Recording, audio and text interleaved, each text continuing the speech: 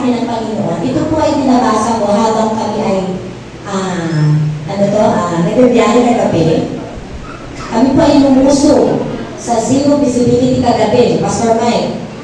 Sobrang lakas ng ulan. As in, first time namin na, actually kami po, nakapag-drive na siya sa Zambales. Pero si Patrick na nag-drive kagabi. As in, zero visibility. Yung mga drivers dito, sino dito?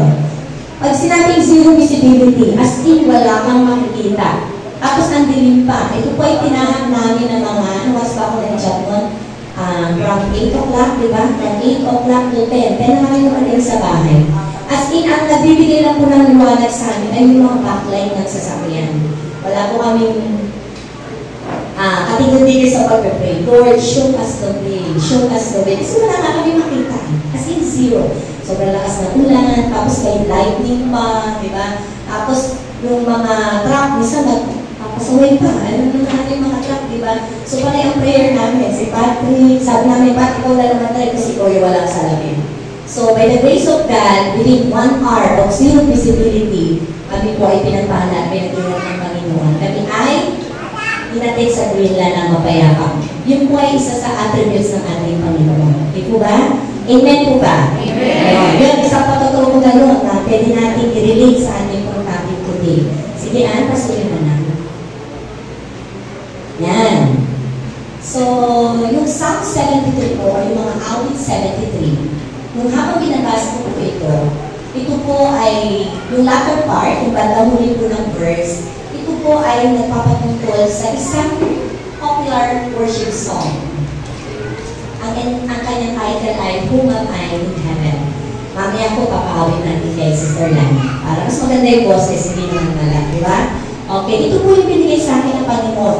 Actually, nabasa ko na yung Psalm 73. Yun nga, kagabi ko lang ito prepare habang nasa biyahe na po kami.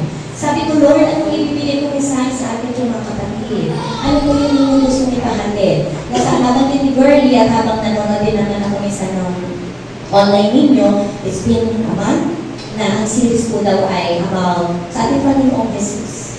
Mga attributes or characteristics or sino sa Jesus sa Panginoon. Ito po personally pinapagsuwa ko ng Panginoon. Anak, that is the strength of my heart.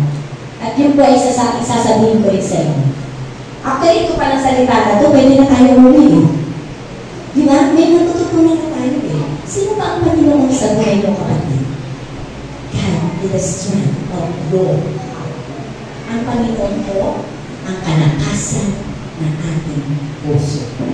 Kung ang puso mo ngayon ay broken-hearted, ano sabi ng dito ngayon? God is the strength of your heart.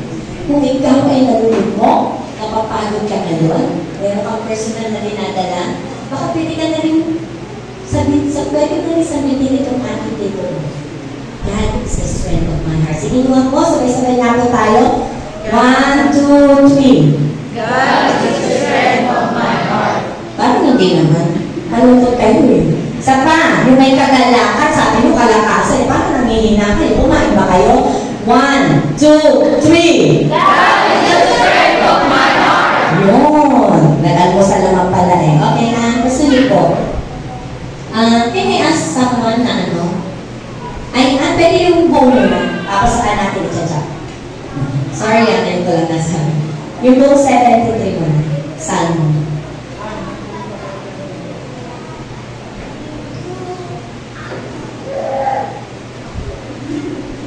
Ayan. So, habang naghihintay tayo, sige. Sino ba yung magpasa? Ito na, Aldrich?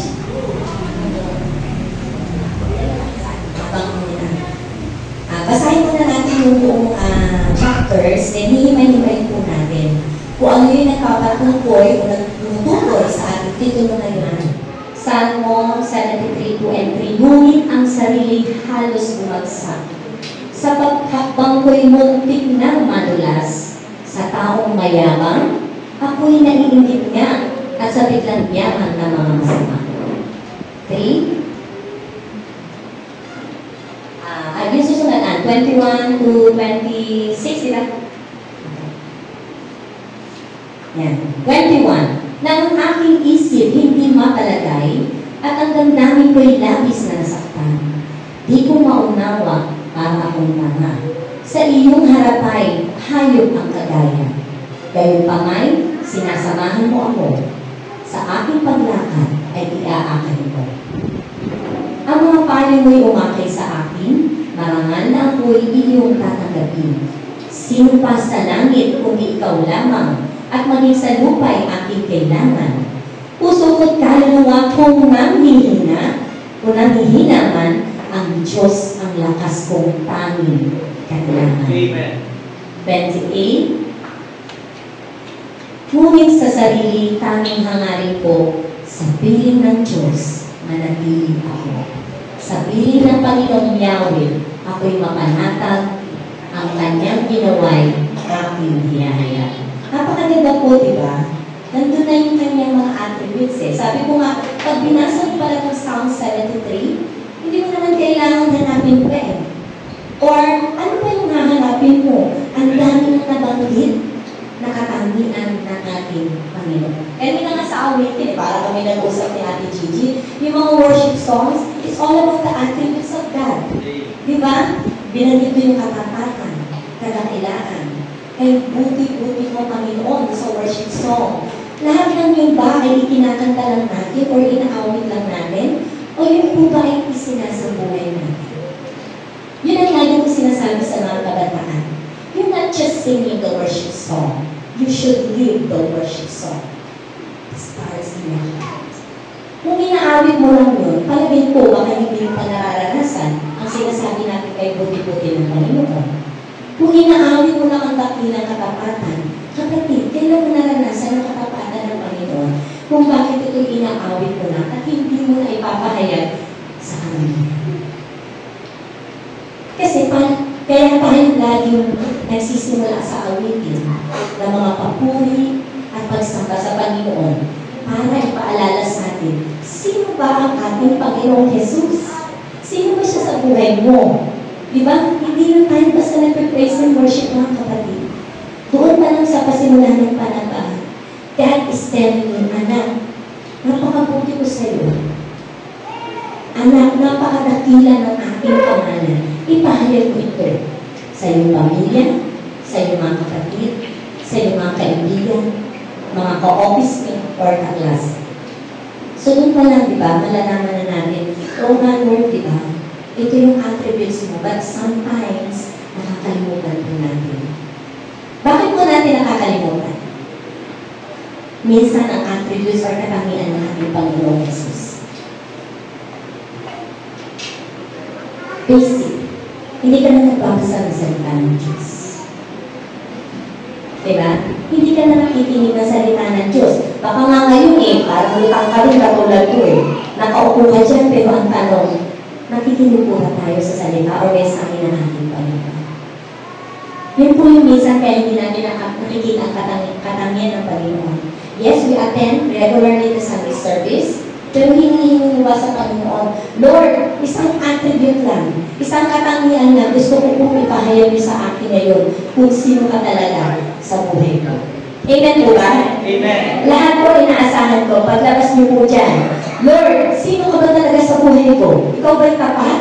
Ikaw ba ang provider ko? Ikaw ba ang kagalingan ko? Ikaw ba ay katapatan ng aking buhay? Ikaw ba ang kabutihan ng Diyos ba ay namumutawi sa aking puso at sa aking buhay at sa buhay ng pamilya ko? Lahat po tayo, inaasahan po ng Panginoon. Paglabas mo, meron kang isang attributes, meron isang karakteristik ng Panginoon na ipapahayag niya bago matapos ang mensahe nito. Amen. I-claim po natin yan. Yun po yung sinasabi ng verse 28. The nearness of God is good. Ang paglapit mo sa Panginoon o ang kalapitan mo sa Panginoon ang naghahayag o nagpapahayag personally sa'yo kung sino ka si Lord. Ilang taon ka na bang mananampalataya na masasabing, ito yung Panginoon ko Ito yung buhay na Panginoon ko Ilang taon ka na mananampalataya? Try to ask yourself. Try to assess your heart. O nga Lord, diba? Sinasabi mo lang, you are my salvation, you are my Lord, my protection. Lord, claiming ko na ba yun? Natanggap ko na ba yun? Pinanghawakan ko na ba yung mga katangian nito? So, yun lang po yung aking isang pinpoint ko. huwag tayong aalis. Gaya ng panalangin ni Haring Joaquin, Lord, do not allow me to leave this place unless you bless me. Yun yung laging pinapaalala sa akin, Lord, pag pinag-pray ako sa prayer mountain, o mag-pray ka sa isang prayer cell, yun ang lagi natin itutong sa panalangin. Do not allow me, Lord, to leave this place unless you bless me. Diba? Andun yung puso kong nananapin, Lord, may babakunin ako. Ano po yung bibigay mo sa akin? Psalm 73 is a reflective and deeply personal psalm written by Asaph. Si Asaph po ang sumulat nito. It explores a crisis of faith and ends with renewed truth in God. Sino po ba si Asaph? Hindi ko na yata nalagay dyan, nahabol ko na. Kasi nga, last minute, para ano yun, ha? Sandali lang po. Okay. Psalm 73 was written by Asaph. A-S-A-P-H po. Hindi po yan Asaph. Kabalakasan. Asaph. Asaph was one of King David's chief musician and is credited with authoring Psalm 73 to 83. Si Asaph po ang sumulat ng Psalm 73 to 83 chapter. Siya po ay chief musician ni Haring David. He was part of the Levitical priesthood and led music in the temple. His psalms often reflect, ano po yung mga laman doon ng kanyang mga sinusulat? His psalms often reflect deep spiritual reflection, questions about justice, and insights into the character of God. Psalm 73 in particular wrestles with the age-old question of why the wicked prosper with the righteous suffer, while the righteous suffer, and it reaches a solution by focusing on God's eternal justice and presence. Bakit po ba? Bakit po ba naisulat ni Asaph po? Alam niyo po ba kung babasahin or nabasa natin kanina sa English? Sige nga, ayan pala. Ayan, sige. Ayan, so pwede nyo na lang tuloy mamaya or okay. Yung buong chapter ulit, sa unang part po, actually yung unang verse sa verse 1, naglahat po agad si Asaph ng kabutihan ng Diyos. Ano sabi niya?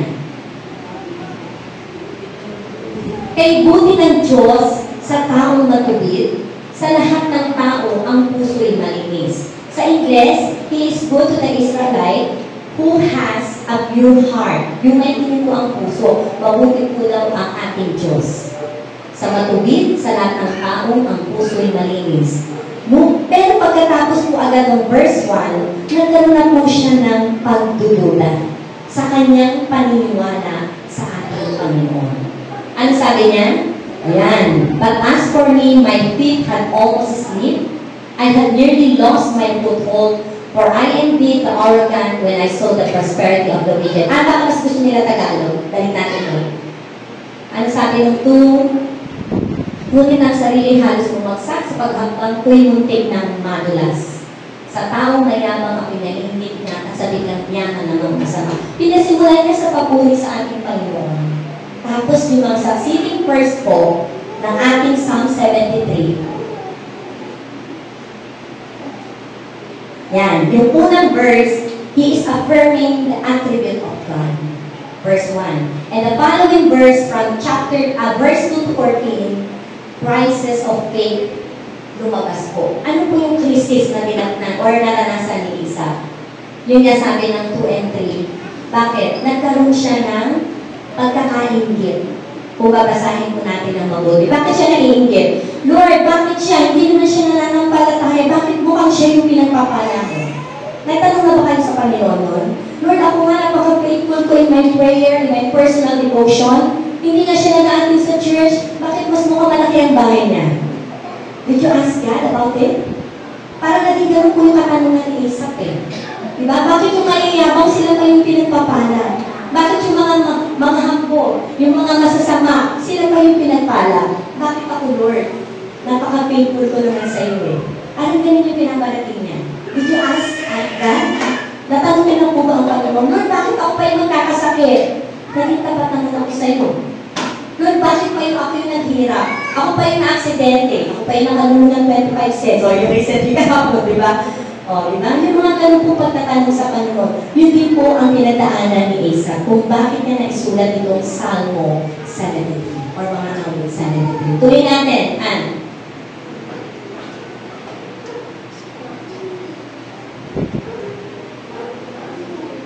Pagbabagan yung ating ano, teka. Okay na. Ayan, sa latter part, akyat mo na, ayan. Hindi nagdanas ng anumang hirap, sila masisiglat, katawin, malakas. Di ba? Yun yung mga question niya eh. Di tulad na ibang nanghirap ng labis, hindi nila dinanas ang buhay ng gipit. Bakit ganun, Lord? Ako na nga yung faithful sa'yo. Bakit lagi ako wala namang pera yung galit ko? Mga ganun tanong. Ang pagmamalaki ay pinipintas, ang minaralit nila ay pandarahas. Ang tibok ng puso ay pawang kasamaan. At masasama rin ang nasa isipan. Mga ibang tayo pinagtatawanan, ang iyawang nila, ang layo sa buhay, ang pang-api sa kapwa nila naman. Kayo po, ano po yung minsan hindi ko na-complain ko kayo? Kanina ang tanong ko, ano yung mga attributes ng Panginoon personally sa'yo? Pangalawang tanong po sa pinagdaanan ni Isa, ano naman yung minsan nagtanong ka sa Panginoon? Ba't ka nag-complain sa Kanya? Hindi ka ba niya pinagpala financially? Hindi ka ba niya pinagaling sa iyong sakit? Hindi ka ba natanggal sa trabaho dahil sa sitwasyon mo? Hindi ka ba nakatapos sa iyong pag-aaral? Ano yung mga katanungan mo sa Panginoon? Yun po yung crisis na pinagdaanan ni Asa. Nung kaya niya naisulat ito. Kayo kapatid, ano yung tinatanong sa puso mo ngayon? Kung bakit hindi lumalabas ang personal na pakikita po sa iyo ng Panginoon, bakit napipigilan? Di ba? Sometimes kaya napipigilan mapakita ang kabutihan ng ating Panginoon kasi deep inside your heart you have to complain. Meron kang pagtatanong. Pinagdududahan mo ang kabutihan ng Diyos. Ito yung naramdaman niya eh. Doubt. Tapos angry. Naingit siya. Diba? Dumaan siya sa pagkaingit eh. Bakit sila pinapapala? Sasama naman nila. Eh ako nga, napaka-faithful ko sa tithes. Eh ako nga, napaka-faithful ko sa service. 100% attendance ko sa buong taon. Bakit ako Panginoon ganito? Bakit sila ganyan? Have you asked God? Natanong na po ba natin sa sarili natin? Yung po yung laman ng verse 2 to 14. 3 C's. And number 3, turning point. Biglang bumaliktad. 15 to 17. Sikangaan. Ano yung laman ng verse 15 to 17? 15. Asan na? Ayun. 15. Kung ang mga ito'y aking sasabihin sa mga likod mo, ako'y magtataksiyo. Kaya sinikap kong ito'y saliksikin, mahirap-hirap mang ito'y unawain. Sige pa. Ngayon man, sa templo'y doon ko natuklas. Paano po ba kumaliktad ang pangyayari? From negative, from the crisis you face, ano po nangyari? Sa kanyang templo, doon ko natuklas. Pagkapasok ko niya sa templo, pagkapasok ko niya sa sanctuary, biglang binago ng Panginoon ang kanyang panahon. Anak, alam mo ba na ito mga nakaranas ng yung mga tao hindi nakakakilala sa akin, na sinasabi mong karamihan ang buhay, na sinasabi mong pinagaling ko, at naging successful ang mga business nila, na kahit hindi sila nagtitiwala o nananampalataya sa inyo, may turning point po yan. Ano mangyayari sa kanila? Dinala mo sila sa dakong madulas upang malubos na kanilang pagbagsak. Walang abog-abog, sila ay nawasak. Kakinakilabot yaong naging wakas. Para panaginip ng ako'y manisin, pati ano nila rin, nalimutan na rin. 21. Na ang aking isip hindi makalagay, ang damdamin ko'y labis na nasaktan, di ko maunawa para kung tanga sa iyong harap ay hayop ang kagaya. Ganun pa may, sinamahan mo ko sa aking paglakad at inakan ko. Yes, lahat po tayo hindi exempted. There are times we will question our God. There are times na magtatanong po tayo. No one is exempted here. Tao lang tayo. No one is perfect. Nobody is perfect. Kahit nga sa exam, di natin perfect minsan, di ba? Paano pa kaya sa exam ng buhay natin? Paano pa kaya sa quiz ng buhay mo, mga kabataan? Di ba? Ngayon pa lang nagsisimula ng exam. Sa araw-araw ng paghakbang mo, ng pagpapatuloy mo sa Panginoon, tandaan mo, ito ay isang examination. Ito ay isang testing. Parang yung bigla ko nakaalala yung aming team sa youth. O yung team ng BOC for this year, di ba? I press on. Pwede natin i-relate, di ba? Ano ka, magiging katulad ka ba ng puso ni Isa? Pero hindi naman kasama yun. Siyempre sabi ko nga kanina, there are times mangyayari talaga sa amin. Hindi naman tayo laging malakas eh. Hindi naman tayo laging energetic sa pagburi, pagsamba. Dahil may pagdadaanan tayong testing. May pagdadaanan tayong lahat ng problema. At pero yung mga problema na yun, una, paiiyakin ka. Pangalawa, sa pag-iyak mo, paluluhurin ka. At hindi ka lumuhod sa panalangin, walang kwenta ang pag-iyak mo sa problema. I always remind you for the youth of the chosen gen, mga kabataan po natin, ang tunay na sikreto. Sa akin personally may iba-iba tayong may iba-iba tayong pananaw. Sa akin personally, kulang ang pag-iyak mo. Sayang ang mga luha mo kung hindi man lang galing dito sa panalangin. Umiyak ka nga dahil may problema kang pinadadaanan. Pero kung lumuhod ka sa Panginoon at umiiyak ka, lalo kang nakakalapit sa Panginoon. The nearness of God is good. Diba? Umiyak ka, syempre, kasabay ng teleserye naman mo, ng mga series ng Korea. Iyak ka nga nang iyak ka, si Maruha. Pag nanonood ng dahil, iyak na iyak. Madadala ka na lang sa iyak niya, hindi sumalabas diba? Kung si Papa na nakausap mo, o konting tawa lang, tatawa na yan, diba? Ang hirap ng piliin. Parang gano'n, pag nanonood ka, diba? Ang teleserye o isang palabas o isang cinema, umiyak ka nga. Pagkatapos doon, anong nangyari? Minsan nga, pati pagsasama yung mga asawa na apektuhan na kapanood mo ng Korean movie, diba? O diba, nakikiatrik ka, Kuya Rodel? After siya, nakikiatrik siya. Diba, no? Minsan you are affected. Bakit? Baka niya na yung ginagawa mong quiet time eh. Diba? Yung Netflix maghapon, kaya ang taas ng kuryente mo. Diba? Pag-gising mo sumaga, naka-Netflix ka na, kaya masubaybayan mo na to. Si Mama, kunyari pa yan. Ano mga pinapalabas mo ba? Ang pinapalabas mo pala ng mga teleserye. Diba? Pero, ang kakaiba naman sa Mama ko, nananalangin yan, nananalangin yan. Diba? Pagdating ko nga kanina, pagpasok ko dyan, nandiyan na siya sa prayers kaya. Si Mother, alam niyo yan, maliliit pa lang kami, isa na yan sa aming intercessor. Kaya ang adjutant family, hindi naman sa pagmamayabang, pero ang pinagmamayabang ko, ang kadakilaan, kabutihan, at katapatan ng Diyos sa pamilya at Diyos. Bakit? Hindi ko lang nalamin. May lumuluhod. Kaya nga kung tinaboy mo, kakapalalangin sa inyong lahat, di ba? Iniisa-isa niya kayo, alam mo ba? Alam mo ba yun? Iniisa-isa niya tayo. The secret of our personal intervention or journey with God is your personal devotion as well. Huwag kang umasa rin sa mga tao na nanalangin lang sa'yo. Dapat ikaw mismo lumuhod ka, kapatid. Ikaw mismo manalangin ka. Lord, bakit wala akong provision ngayon? Tuition fees na ng mga anak ko. Nanalangin ka, mga kapatid. Huwag umaasa ka lang sa mga pabuya ng ating gobyerno. Diba? This is not enough. Mga kapatid, huwag kayong lalabas dito, sabi ko sa inyo. Huwag kayong papayan na hindi mo makikilala ang Panginoon personally sa puso mo. What is the best attribute of God na babaunin mo pagdamas mo? Ako ito yung binigay sa akin personally. Sana naipasa ko din sa inyo. God is the strength of my heart. Bakit po ba? Sabi doon sa na aking isip hindi makalagay ang damdamin ko'y labis sa saktan, hindi ko maunawa. Sa iyong harap ay harap ang kagaya at gagpawin sinamahan mo ako sa aming paglakad at hinakay mo. Alam mo, napakagandang po nito sa English. Pwede pang basahin natin. Ang sabi natin lang, pwede ka na ba? Bago mo ituloy yung ano. Sige. Sandali, ako putulin ko kasi para mas maunawaan din yung kahulugan ng verse na to. Awitin po natin sandali ang Whom Am I in Heaven. As we sing this worship song, please try to ask God, Lord, please, katagpuin mo po ako. Maestro, alam mo ba ito, Aldrich? Pumatay. Sige, habang kumakanta ka natin makukuha niya. Iyan na lang natin. Sing, sing, sige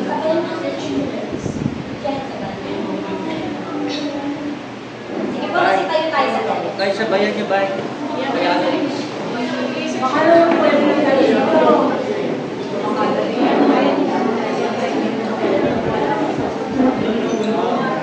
God is God is your strength.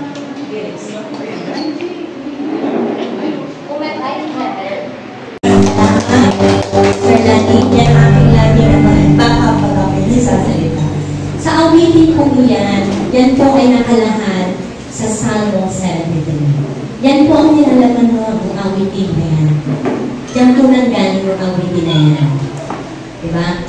God is the strength of my heart. Ano sabi niya? Many times I fail, but still, God is the strength of your heart. His plans will prevail. Diba? Pwede niyo po yung mga hindi nakakaalam ng kanta, pwede niyo pong search yun para ulitin niyo rin po personally pag kayo may pinagdadaanan.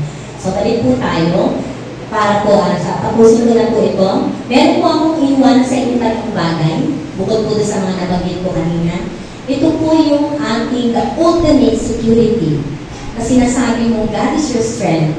Of course, pag claim mo that God is your strength, ito rin po yung pagtitiwala mo sa Panginoon. Di ba? Kailangan mo ibigay yung pagtitiwala mo. Ano po yung tatlo na magpapalakas o magpapatibay? That the ultimate security in trusting God, as you claim His attributes, that God is your strength or the strength of your heart. Number one, ano sabi ng Panginoon sa akin? He guards your heart. Yan po yung una. Binabantayan po ng Panginoon ang iyong puso, kapatid. Para masabi mo that God is really your strength, sino ba yung nagbabantay ng puso mo? Sino ba yung nagsasaliksik ng puso mo? Diba? Ang Panginoon Jesus po yun. Kapatid, huwag kang mahiyang ipahayag lahat sa Panginoon. Lahat ng mga kasalanan mo, lahat ng mga kahinaan mo, ibigay mo lang sa Kanya. Diba? Sabi nga niya, He is guarding your heart. Sabi rin po sa Proverbs 4:23, andyan ba? Ayan. Above all else, guard your heart, for everything you do flows from it. Lahat po ng ating ginagawa sa araw-araw, sabi ng Proverbs, dyan po nagagaling yan. Yung laman ng puso mo, isinasagawa ng katawang lupa mo. Diba? Kaya mo nga nagagawa yun eh. Paano mo paglalabanin yun? Yun ang sabi ng Proverbs 4:23. At sabi rin po sa Philippians 4:7, ayan, at ang kapayapaan ng Diyos na hindi kayang maunawaan ng tao, ang siyang mag-iingat sa inyong puso dahil sa inyong pakikipag-isa kay Kristo Jesus. Sabi na niya, di ba? He is guarding your heart. Siya yung makikipag-isa sa iyong kapatid. Lumapit ka sa Kanya. Give up your weaknesses. Give up your all concern. All your problems. Sa Kanya mo lang ipagkatiwaan na. Marami ng patotoo ang ipinarinig sa iyo ng Panginoon. Sino doon ang gusto mong maging ehemplo? Sino doon yung mga nagpatotoo na dito sa harapan niyo? Ang gusto mong maging modelo. Hindi masama yun. Diba? They set an example to you. So, bakit hindi mo siya gawing example sa iyong buhay? Diba? Kung ang kapatid nga natin na pinagaling ng unti-unti, ang ating Panginoon si Daddy, palapakan natin ang Panginoon. Diba? Ito po isa pagpapako ng mabuti ang ating Diyos. Bakit siya pinagaling ng Panginoon? Or patuloy na pinapagaling ng Panginoon? Kaya ginagawa ko ng future dahil gusto ko, gaagaling siya talaga. Diba? Bakit siya pinagaling ng Panginoon? Because God is guarding His heart. Kapatid, pag ikaw ay nanghihina, pag ikaw ay may karamdaman, tandaan mo, ang Panginoon ang sumasaliksik ng puso mo. Humingi ka ba ng provision? Humingi ka ba ng kagalingan, kapatid? Hindi niya binigay yan sa'yo kung hindi mo hihingi. Number 2, He holds your right hand. Sino mo dito may mga anak na naliit?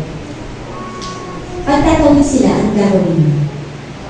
Ahawakan mo ang kanyang kamay. Ang mga bata, katulad nila Primo dito, nila Samsam, konting galaw lang, halimbawa lala, ganyan. Di ba ganun tayo mag-alaga? Ako naningina. Ay, naningina pa rin. Tatlong ako pa rin na lalaki. Lalo pa si Indan, di ba? O yan, talaga dahil mo inaako yan. Di ba? Ano sabi? He is holding your right hand. Kaya ng pagkalingan ng isang ina sa kanyang mga anak. Ikaw ba ng bata yan, hinakisayos mo ba yan? Lalo na si Alphys, siyempre, pangalan, ingat-ingat ako, di ba? Tapos sa sobrang ingat mo, huwag pa nasasaktan, hiniingatan mo na nga, di ba? Nahulog na yan, ngayon lang yata ang malalaman. Sikreto lang natin yan, ha? Nahulog Kasi pag inuwalan ko siya ng diaper, sabi ko, anak, diyan ka lang. Maliit pa yan, kasi hindi pa siya pwede hindi siya gumagapang something. Ang first time pa lang bumalik tayo, magkukrong na, pagdating ko lang sa higa, nasa floor na siya. From the bed to the floor. Kaya sa tuloy niya yung ulo niya, di ba? Hindi naman na. Hindi, totoo po yan. Hindi ko siya narinig umiyak. Hindi ko siya narinig umiyak. Nagulat na lang ako, nasa floor na siya. Ako na lang yung nanginig sa takot, Lord. Salamat sa mga anghel mo, pinadala sa akin, anak. Kung wala ka, wala si Abel siguro. Di ba, no? Yun yung mga kabutihan ng Diyos eh. Simpleng ginawa niya sa'yo, nalilimutan mo kapatid eh. Di ba? Yung paghawak mo sa anak mo, tuturuan mo siya maglakad, ganun ang Panginoon sa'yo, kapatid. Nakakalimutan mo yun. Para tayong mga baby, para tayong mga toddler, na inaakay ng Panginoon pero hindi ka nagpapaakay. Di ba? Kumakalas ka. Di ba? Binibitawan mo kamay ng Panginoon. He's holding your right hand. Parang yung footprints in the sand. Di ba? Kung alam niyo yung picture ng footprints in the sand, ang lapak mo ng paagon ay ano, ilan? Dalawa lang. Dahil ikaw ay ang kinakay ng Panginoon. Diba kung babasahin mo yung content ng footprints in the sand, ganun din yun eh. It's holding your right hand, kapatid. Huwag kang bibitaw. Ikaw na lang bumibitaw eh. Simulan mo mamaya. Akayin mo ang anak mo at isipin mo na lang, i-manifest mo, Lord, ganito ka rin sa akin. Kaya ng pag-aalaga ko sa akin ng anak. Amen. Amen. Yes, Dr. Salamat Panginoon. Okay, and number 3. Ay, verse na nabasa ko. Sorry ha. Verse ito na number 2. Sorry. Ayan, Isaiah 41:13. For I am the Lord your God who takes hold of your right hand and says to you, ano sabi ng Panginoon sa'yo? So, isabay tayo. Do not fear, I will help you. Do not fear, kapatid. I will help you. Tutulungan kita, aakayin kita. Huwag kang matakot. Huwag kang mangamba. Yung sa mga estudyante natin ngayon, magka-college na, huwag kang mangamba. For your new journey. Maging excited ka lagi sa gagawin ng Panginoon sa'yo. Claim it that Jesus, your God, is holding your hand. Amen. Number 3. Okay, sige, pasasan na natin. Tinitignan na ako ni Papa. Baka natutulog na si Papa. Number 3, He guides your steps. Diba? Ano sabi ng verse yan? Proverbs 16:9. A man's heart plans his way, but the Lord directs his steps. Yes, ikaw ang humahakbang, pero kung totoo, ang Panginoon ang tumatama o natatama sa bawat hakbang ng buhay natin. Doon ang depende sa sarili natin. Huwag po tayo magtiwala sa kakayanan mo, kapatid. Yes, isa kang mga awit, isa kang dancer, isa kang magaling sa matematika, isa kang tinawag na magaling na driver, isang magaling na mananahe. Pero huwag mong kalilimutan, kapatid, lahat ng talentong yan ay pinagkaloob ng Diyos at siya ay paborito. Huwag po kalilimutan sa ating Ayan, this verse highlights that while humans can make their own plans, we are doing our own plans. We are summarizing our own plans for the entire year. Pero sabi ng Panginoon, ultimately, God is the one who sets the direction of their lives. Ang Panginoon po ang mag-aakay sa atin sa bawat hakbang ng ating journey, ating lakad. Hindi na tayo pababayaan. Meron po ba tayo naiwan? O meron po ba ako naiwan sa inyo? Okay, balikan po natin. Number 1, ano sabi? He guards your heart. He holds your right hand. He holds your steps. Wala. He guides your steps. Yun po. So, sana po itong tatlong maiksi. Kahit sana hindi nyo ma-memorize, at least mabasa nyo sa mga notes nyo. O nga, Panginoon, no? Nakakalimutan ko sometimes na ikaw po talaga ang nagbabantay ng aking puso. Pangalawa, ikaw ang umaakay sa akin kahit anong mangyari, pero bumibitaw ako minsan sa iyo. At pangatlo, sa bawat hakbang po ng aking mga paa, ikaw ang aking kasama. Pero sa mga panahon na ako'y nanghihina, nakakalimutan ko. Sana, meron kayo isang attribute ng ating Panginoon na panghahawakan natin paglatas nito. At ano po ito? Sa akin, gaya ng sabi ng awitin, God is the strength of my heart. Many times I fail, but the Lord will not fail. Ito yung sad na awit. Manghihina tayo, nalulungkot tayo. Magkakasakit tayo, pero huwag kakalimutan. Ang kalpasan na sa Panginoon. Amen. Amen po. Amen. Ito, bago tayo mag-end sa kanilang pakinggan natin ulit dahil gusto natin sabihin sa Panginoon, Lord, kahit ano mangyari,